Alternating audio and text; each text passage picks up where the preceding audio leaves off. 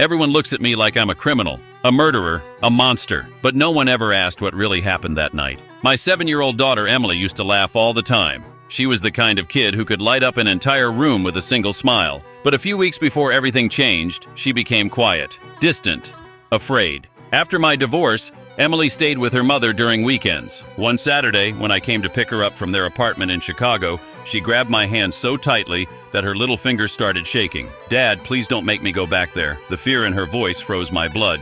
I pulled her into my arms and asked her what was wrong. At first, she refused to speak. Then, through tears, she told me something that destroyed me from the inside. Her mother's new boyfriend, a man who called himself a professional photographer, had been taking her into a locked room whenever her mother left the house. He would force her to pose for disturbing photos and threaten to kill both of us if she ever told anyone.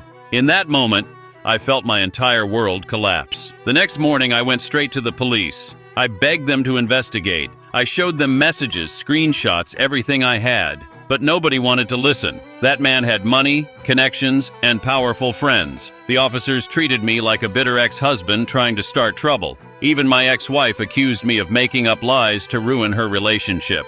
I tried the legal system. I tried child services. I tried everything. But every door closed in my face. A few days later, I discovered something even worse.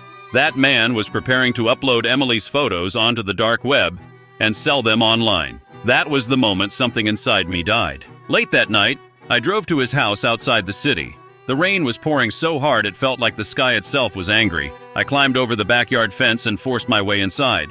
I found him sitting in front of his computer, and on the screen were photos of my daughter, my little girl, smiling nervously because she had been too terrified to say no.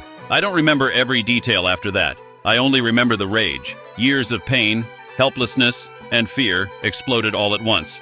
I kept hitting him until he stopped moving, until he took his last breath. The next morning, every news station in America called me the same thing: a violent father, a cold-blooded killer, a dangerous criminal. The man they buried was described as a respected photographer.